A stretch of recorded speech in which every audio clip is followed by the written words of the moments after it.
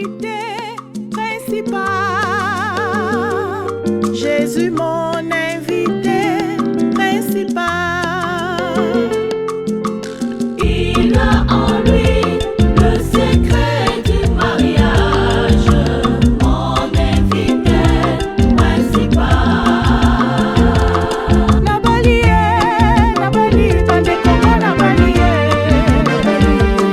nabali po ete Yesu andimi.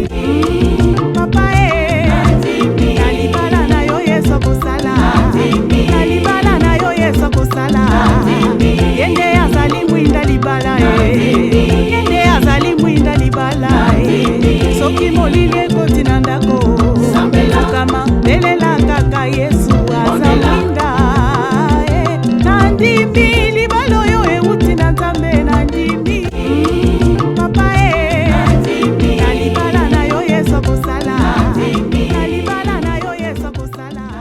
Téléspectateurs de l'émission Union, bonjour, bonsoir, tout dépend de l'heure à laquelle vous êtes en train de nous suivre. Bienvenue dans l'émission Union, une émission produite par le ministère chrétien international de couple Le Parfait Bâtisseur, en sigle PARBA, sous la supervision du pasteur Florimond Lwamba. Aujourd'hui, nous allons continuer toujours avec notre même sujet, les fiançailles, avec notre même invité, mais je demanderai à notre invité de continuer par là où nous nous sommes arrêtés la fois passée. Vous avez la parole, pasteur. Faites attention avec les cadeaux. Tout cadeau n'est pas cadeau. Il y a beaucoup de cadeaux qui ne sont que des cadeaux empoisonnés, qui sont des appâts. Les aventuriers ils sont spécialistes dans la flatterie. Donc il faut qu'on ait discernement. Aventurier et qu'on a fait une flatterie. La flatterie n'est pas à confondre avec les compliments.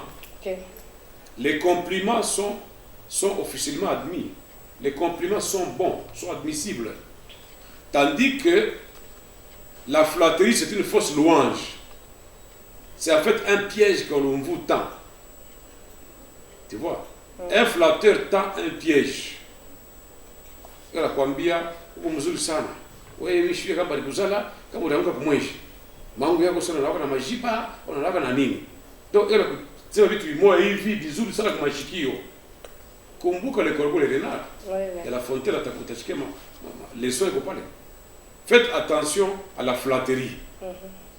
Les compliments sont bons, universellement admis. Compliments qui ont tendance à encourager muntu kumpatia kiasi. Mais la flatterie, c'est pour détruire. Celui qui flatte son prochain lui tend un piège. C'est ce que dit la Bible. Hein? Celui qui flatte son prochain lui tend un piège. Attention, on a tape chaque jour. Jamais te faire un reproche. Jamais te faire une remarque. Ni pas kaweye. Mais comme donc tu vois des paroles comme ça, très bonnes, mais qui ne sont que un puits que l'on creuse tout en et puis après, au bâti on parce que tu n'as pas eu de discernement. Aventurier, les mondes, tout le monde a que Dieu fait passer riche pendant qu'il est pauvre. L'aventurier, c'est comme un caméléon. Il change de peau, de couleur selon l'endroit où il se trouve.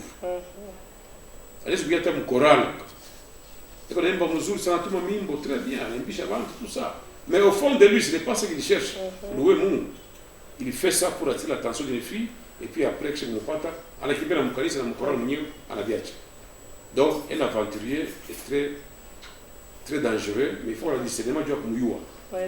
Un dérangeur, ni muntu moya, ou une dérangeuse, atakuya, du kupitia saa yako.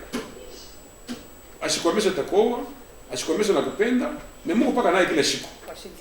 Et puis le temps passe, et puis après il te dit qu'il a trouvé un fiancé ou une fiancée quelque part, on a quoi chez mon pepo. Et quand ce lien est déjà scellé, mariage, je vous sais que personne ne sait pas ce que Dieu a dit, c'est terminé. C'est terminé. Donc, c'est pour attendre que la mort vous sépare. Parce que le divorce n'est pas un langage chrétien. Il n'y a même pas prévu un plan amour au divorce. Ce sont les hommes qui, dans leur mauvais caractère, sont arrivés à des choses que Dieu n'a pas prévues. Alors maintenant, pour bien se connaître, j'ai dit au départ qu'il est difficile de connaître à fond, à 100% un homme, difficile de connaître les femmes à 100%, ça n'existe pas.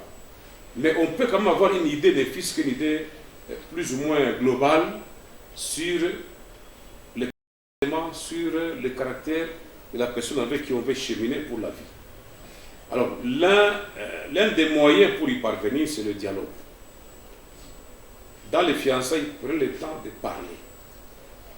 Prenez le temps d'échanger. Prenez le temps de communiquer, c'est très très important. Très important. Maintenant, vous allez me dire sur quoi les fiancés doivent parler. Les fiancés, dans les fiançailles, doivent parler de tout derrière. Ok? Ok. Mais, je voudrais prendre les axes importants, les principaux. Les axes qu'on ne peut pas éviter. Des actes incontournables, Nous avons par exemple l'identité. J'ai dit qu'il faut un dialogue sincère, un dialogue franc, parce qu'on veut bâtir un mariage pour la vie. Alors les fiancés, dans les soucis de mieux se connaître, de s'apprécier, il y a l'aspect identitaire. L'identité, qu'est-ce qui va se passer? Il faut que l'homme et la femme se disent la vérité par rapport à l'âge. Ok. Il faut combien ma vérité par rapport à Miaka, mon fiançailles. Là, on a beaucoup de conflits dans les mariages liés au fait que vivre l'Irlanda Miaka, ou bien boire l'Irlanda bien que Miaka. Mais ça va vous rattraper et ça va vous compliquer l'existence pour rien. Donc, dites-vous la vérité. Les jeunes gens, vous avez l'habitude. Il y a Congrès à Miaka. Il va Congo. Mais c'est malhonnête. Et c'est mauvais parce que bata rattraper à tapa musala bashika bujika. Bata fumule pourquoi petit. Bata loko ta carte yako d'étudiant ou d'élève bata kufumbulaka. Donc la vérité est très têtue, il faut dire seulement la vérité. Alors, il faut dire l'âge effectif, l'âge réel. L'âge exact. Dans l'âge exact. Moi, je bien comme il n'a pas fait. À part la Congo, les femmes ont aussi une maladie, c'est de vouloir diminuer Miaka. Diminuer Miaka. Oh non, on a 25 alors que tu as 35. Oh, on a 12 alors que tu as 24. Dites l'âge réel, c'est bon.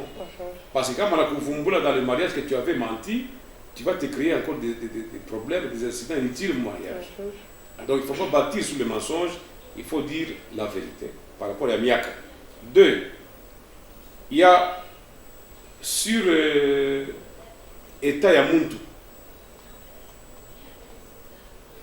Il y a déjà des gens qui veulent savoir est-ce que tu es vierge. À part la Goulanda. Jeune fille, si le mari s'intéresse, le futur mari s'intéresse pour savoir si tu es vierge ou si tu as déjà eu des rapports sexuels, dis seulement la vérité. Comment la coupée de ta voix? Comment la catala a gêné zéro? Au Kilande, il t'a coupé, il t'a rattrapé, il t'a coupé par les moyens. Donc si vous avez beaucoup et puis divorcé au Anilandak. Il faut bâtir le mariage sur la vérité, c'est bon. Quand on veut mon chaste, la femme peut te demander son Dieu à Banamouké. Après la mentir, parce qu'il n'y a pas moyen de démontrer, après la preuve. Après la vouloir dire seulement la vérité, je suis chaste, ou bien que j'ai déjà eu à avoir des rapports sexuels dans ma vie. Dites la vérité. Parce que la vérité, elle bâtit, elle construit, et elle vous donne aussi la confiance. Profession. Baba Fraka Kajikani, Mwambie Kajikani. Pas mentir, je suis ingénieur, alors que tu es cordonnier. T'as un cas qu'on a foigné. Dis seulement ce que tu fais dans la vie. Si la femme t'aime, si la femme veut cheminer avec toi, elle va y aller malgré tout ça. Mais il faut quand même savoir ne fois Kajikani. Là, mon amour, c'est ma cage de foigné. État civil yako antérieur. Ou bien état civil yako. Mon état civil, tout là-bas, veuf, quand on le protège à Bible, il faut dire, moi je suis veuf. Bon, quand on peut-être quoi marié ou divorcé, donc quoi divorcer, ou quoi divorcer. Quand il y a Ouaka, tu dis que je n'ai jamais été marié. Mais cela ne suffit pas, on peut être célibataire mais avec enfant. Il y a Ouaka, mais jeune fille, il faut dire, nous célibataire, mais nous sommes tout le monde, Tu dis la vérité à celui qui veut t'épouser. La vérité, ça fait du bien. Ça lui permet de prendre une décision conséquente, en âme et conscience. Donc il faut dire état civil yako respectif, yenu mawi respectif, mais il y a kweli. Leo mwanamke kama alikuwa divorcé, alikuwa ni kukasongo, kama ni kukabongo, kama ni kumweneditu, au divorcé la kule natokea jeune fille huko. Dites la vérité que j'étais marié bilishaka. La kukoa ataapprécier akipenda takoa. Il faut préciser. Sema kabila yako. Quand on a posé au kabila kani, ce n'est pas du tribalisme. On ne peut pas épouser quelqu'un dont on ne connaît pas les origines, la culture, non. Ni ma identité tout simplement. Justement. Alors ne mens pas. Ne déforme pas ton nom. Parce que vérité est takubamba. Donc sema jina yako, sema kabila yako ya kweli, langue maternelle yako. Parce que tu vois les aspects culturels, ça compte dans le mariage. Il faut que la semaine où film naoa, ni kabila flani, kwa boni, naïf, le mari doit être informé. Doit être informé. La femme doit être aussi informée parce qu'elle doit apprécier si elle peut oui ou non. Alors nous avons notre aspect, c'est la profession de foi.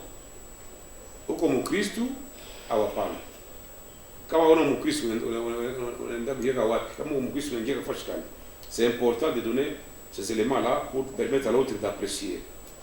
Alors, un autre élément important, c'est de savoir le rang social. Tu viens de quelle famille? Okoje, mnasumbulia tena iko mzuri sana. Kitu kingine qu'il faut dire au dialogue, parce que vous êtes en train de bâtir une vie. Mais vous qui bâtir pas bon, vous l'avez riche. L'état de santé respectif des conjoints, des futurs conjoints. Okay. Manake nini? État de santé yako. Iko bien na unataka kuwa iwe. Kama una malaria ya roho unamuonesha deja. Kama una malaria ya roho, una malaria ya mfonke, una kifuafua. Uko peut-être na impuissance sexuelle. Papa, sebele bintu kama mtu anapenda, kama mtu anapenda techika. Du kama unamupiéger unaingia mbukweli, sitafumbula. Anaingia mbukweli, le mari que j'ai épousé ici c'était un asthmatique. Moi je ne savais pas. Moi je n'avais jamais souhaité avoir un mari comme ça. Faut de nazo bibi anakimbia. Mais kama anayua mbele ya saa, anakupenda, atakuporter na maombi. Sama atakusaidia na matunzo, on ne sait jamais. Justement. Il y a des hommes qui entrent dans le mariage, il y a des problèmes de virilité, il est impuissant sexuel. Il y a des problèmes sérieux sur le plan sexuel. Mais on a pris un coach, puis une cravate bien, français, nous avons un parfait. Et quand l'homme, la femme voit l'apparence, elle accepte. Mais quand il y a un bouquet, pas parce qu'il y a une maladie ou une attaque démoniaque ou quoi, non parce que le mari, lui, il sait, en âme et conscience, qu'il ne peut pas donner des enfants. Et il ne dit pas la vérité à la femme. Et puis, la femme, maombi, elle n'a pas de choses, elle n'a zeka, basa nous piéger comme on a. C'est pour ça que j'ai aimé en Afrique du Sud. Avant le mariage, il y a tous les examens ordinaires, hein? Les examens préliminaires ordinaires, mais il y a aussi cette affaire de virilité là. Batapi mabwana kona kama eko mujima. Kama na kuimba debout congolais correctement. Parce que bujanja unapita kwa wanaume.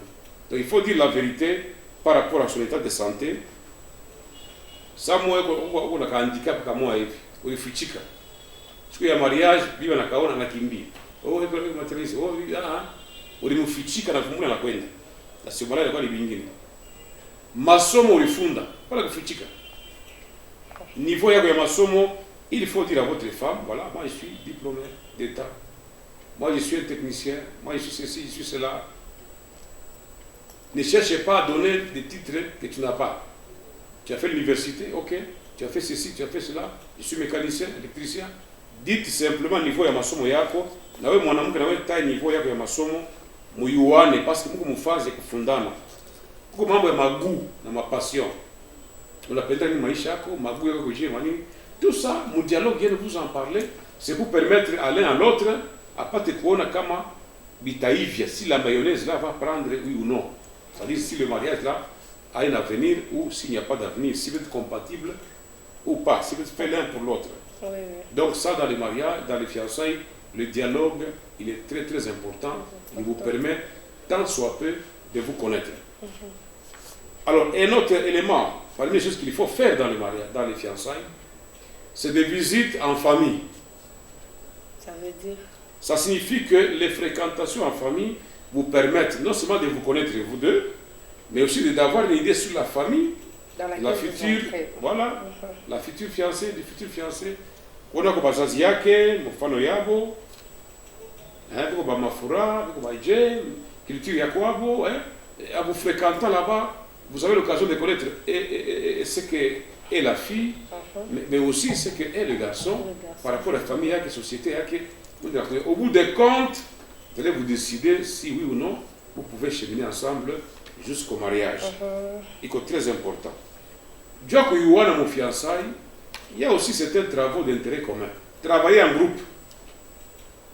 Fréquentation en groupe. Ça veut dire quoi, pasteur? Par exemple, Moukanissa, inscription, ma retraite, Manini, une grande fille, je comporter vis-à-vis avec Guinée, est-ce qu'elle est sociale, est-ce qu'elle est travailleuse, est-ce qu'elle est courageuse. Donc, quand vous faites des travaux en équipe, en groupe, ça vous permet de voir aussi, d'apprécier votre futur conjoint ou conjointe par rapport à son intégration sociale, son comportement dans la société. Donc, il y a tout ça qui vous permet d'avoir une idée.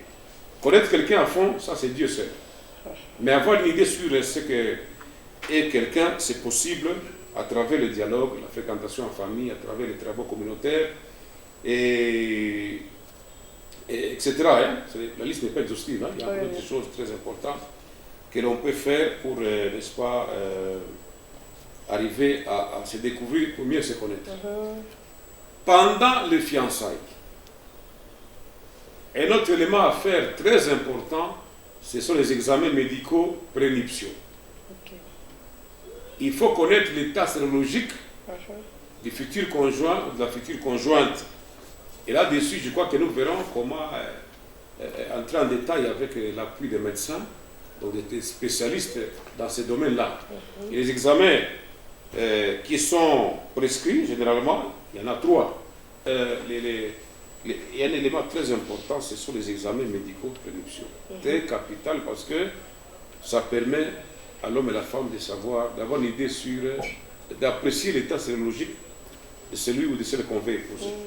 Alors nous avons 3 examens qui sont souvent prescrits. C'est le test HIV, SIDA. Il y a l'électrophorèse d'hémoglobine, avec le groupe sanguin résiste tout ça. Ça, je réserve la primaire au médecin qui viendra nous expliquer ces choses. Mais ça permet à l'homme et à la femme de savoir se situer par rapport au sang. C'est pour éviter des enfants anémiques, des enfants qui peuvent être à la fois une charge et un problème pour les couples. Nous avons aussi les tests de grossesse. Ici, c'est juste pour vérifier que la fille ne soit pas enceinte avant le mariage. Oui. Parce qu'on a une question par rapport à ça. Est-ce que dans la Bible, toutes les personnes qui se sont mariées ont fait les examens, les états sérologiques, ou bien quoi, c'est seulement pour nous? Parce que dans la Bible, non, vous savez quand tu as uni les gens, il n'y a pas... Exact, nous savons que les choses évoluent. Dans la Bible, il n'y avait pas de sida. Oui. C'est-à-dire que les maladies vénériennes existaient, etc. Mais nous ne pouvons pas... Vous savez, le monde évolue. Il y a des choses que nous vivons aujourd'hui que nos ancêtres n'ont pas vécues. Tout à fait. Je prends l'exemple dans l'Ancien Testament, là, quand une fille est enceinte avant le mariage, c'était un problème sérieux. On peut la lapider, on peut la tuer. Oui. Bon, nous avons un autre effet, c'est qu'on a découvert que parmi les difficultés rencontrées dans les couples, il y a le fait aussi que l'homme et la femme ont une incompatibilité du point de vue du sang. Bon, faut-il laisser les gens mourir, s'embrouiller, ou faut-il aussi mettre un mécanisme pour stopper ces choses? Mais c'est pour stopper justement certains phénomènes qui divisent l'homme et la femme dans le mariage par rapport à la santé. Et ces examens deviennent un peu obligatoires, deviennent très importants. C'est pour donner à l'homme et à la femme la possibilité de se décider. S'ils veulent se marier, écoutez, ça ne va pas les empêcher. Hein. Ils vont se marier. Mais au moins, il vaut mieux prévenir que guérir. Donc, on essaie de prévenir. Si tel et dans tel cas, il faut que l'autre le sache et qu'il se décide s'ils peuvent se marier ou non. Mais si vous demandez mon avis personnel, je dirais non, parce qu'on ne se marie pas pour aller souffrir, on ne se marie pas pour aller mourir, etc. Donc il faut prendre des dispositions à l'avance. Et même ces examens, à mon avis, doivent être faits avant la remise de la dot. Parce que la dot sanctionne déjà le début du mariage. Tout à fait. Mais quand on a doté et qu'on trouve que l'un et l'autre là sont incompatibles, ça crée des problèmes. Faut-il les marier? Faut-il les séparer? Et ça suscite beaucoup de problèmes dans la société. Mais ces examens, je les conseille à tous ceux qui veulent se marier. Hein, pour essayer de prévenir le mal, prévenir les divorces surtout, et prévenir la souffrance et même la souffrance, elle peut être morale, elle peut être économique, elle peut être sociale et toutes ces choses-là, il faut les prévenir. Et je soutiens, ce n'est pas parce que dans la Bible on n'a pas écrit que nous ne devons pas le faire. Si maintenant là, les gens ont compris certaines choses qu'ils n'avaient pas compris à l'époque, même si ce n'est pas écrit dans la Bible, même si ce n'est pas écrit dans le code des familles ou dans la constitution congolaise, mais on sait que le mariage c'est un lien de paix. Il faut que l'homme et la femme vivent pour le bonheur. Mais ils ne doivent pas s'engager à la fois consciemment pour aller souffrir. Voilà, donc je dis que c'est quelque chose d'important. Alors je vois que ces éléments que j'ai cités ici sont très importants, ce qu'il faut faire et ce qu'il ne faut pas faire. La liste n'est pas exhaustive, mais s'il y a d'autres questions, nous pouvons y répondre avec joie. Fidèles téléspectateurs, si vous avez des questions, n'hésitez pas à nous envoyer des messages à ce numéro ou d'appeler. Ou si vous désirez entrer en contact avec les pasteurs en privé, veuillez toujours nous contacter à ce numéro-là. Vous entrerez en contact avec les pasteurs. Pasteur, quel est le rôle des parents dans les fiançailles? Ok. En quelques mots, parce que nous courons derrière le temps. Oui, je le dirais un peu de mots d'ailleurs. Les parents en tant qu'éducateurs, en tant que premier agent éducateur, les parents ont le travail d'accompagner les fiancés. Par des conseils, par la prière, mais aussi par la surveillance pour que les fiancés ne puissent pas aller au-delà de ce qu'ils doivent faire. Comme nous l'avons dit précédemment. Donc les parents sont des conseillers, des accompagnateurs, et aussi, dans leur accompagnement, ils laissent l'attitude plutôt aux fiancés de pouvoir se déterminer si oui ou non ils peuvent se marier. En tout cas, merci beaucoup, pasteur. Et les rôles, parce que nous voyons dans le fiançailles, les personnes qui accompagnent les fiancés, c'est la famille et l'église. Alors, quel est le rôle de l'église aussi dans les fiançailles? Bon, j'aimerais dire d'abord une chose qui va peut-être vous scandaliser. Le mariage n'est pas une affaire de l'église. Le mariage, c'est une affaire des familles. Les parents sont d'abord les responsables dans l'accompagnement de leurs enfants dans cette période de fiançailles. Donc, les parents sont les premiers agents éducateurs. Alors, l'église a aussi un devoir, un rôle à jouer, c'est celui d'amener les chrétiens à contracter un mariage selon la parole de Dieu. Donc l'Église devra prier pour les fiancés, devra aussi les guider à marcher dans les voies divines, mais aussi devra amener les fiancés, je ne sais pas moi, à sanctifier leur futur mariage. C'est là que l'Église maintenant doit les accompagner pour dire voilà, vous voulez vous marier, c'est très bien, voici ce qu'il faut faire, ce qu'il ne faut pas faire. Ici, voici, il faut chercher la volonté de Dieu, il faut... Donc l'Église fait un accompagnement d'ordre spirituel et même moral pour amener les couples à contracter un mariage béni, un mariage heureux, un mariage consacré totalement à Dieu, un mariage sanctifié. Merci beaucoup, pasteur. Y a-t-il de conséquences? Quelles sont les conséquences de fiançailles? Oui, par rapport aux fiançailles, nous avons deux conséquences. Lesquelles? Conséquences positives et conséquences négatives. Lorsque les fiançailles sont bien vécues, les fiançailles ont été régulières, c'est-à-dire contractées selon les normes, le mariage est tout simplement heureux. Donc, les couples vont aboutir sur un mariage stable, un mariage durable, un mariage heureux. Mais lorsque les fiançailles ont été vécues n'importe comment, c'est-à-dire pas dans les normes, selon les objectifs des fiançailles, comme nous l'avons dit tout à l'heure, ils ont vécu les fiançailles pas pour se connaître, pas pour chercher à préparer l'avenir. Eh bien, on finit toujours par des déceptions et des frustrations. Donc les fiançailles mal vécues, mal gérées, donnent lieu à un mariage à problème et même le cas pire, le divorce. Pasteur, un dernier mot en conclusion par rapport à notre sujet. Ça fait au moins 3 semaines, 4 semaines que nous avons commencé à développer le même sujet et aujourd'hui nous voilà à la fin de ce thème. En conclusion, quel est le conseil que vous pouvez donner aux futurs conjoints, aux futurs prétendants? Voilà. Le dernier mot peut-être pas, mais conclusion, nous demandons à tous ceux qui sont fiancés et à ceux qui veulent le devenir d'être conséquents, de savoir ce que ça veut dire les fiançailles. Pourquoi on doit passer par les fiançailles et comment se comporter dans les fiançailles pour déboucher sur quelque chose de bien. Le mariage est une institution divine. Le mariage n'est pas un piège, mais c'est un privilège. Donc, ce que nous voulons, c'est que les fiançailles ne s'écartent pas des objectifs des fiançailles pour exceller dans des bêtises au lieu de préparer l'avenir. Que chacun des fiancés plutôt, soit conséquent des risques qu'on encourt. Soit on réussit, soit on échoue. Voilà. Et là, les parents, l'Église, nous devons accompagner les fiancés. Ok. En tout cas, merci beaucoup, pasteur. Merci beaucoup à nos fidèles téléspectateurs. Merci à notre réalisateur Boni Béa. Compte tenu de temps, nous sommes obligés de nous arrêter par ici. Nous allons nous revoir prochainement. Bye. À la prochaine. Mon invité principal, Jésus mon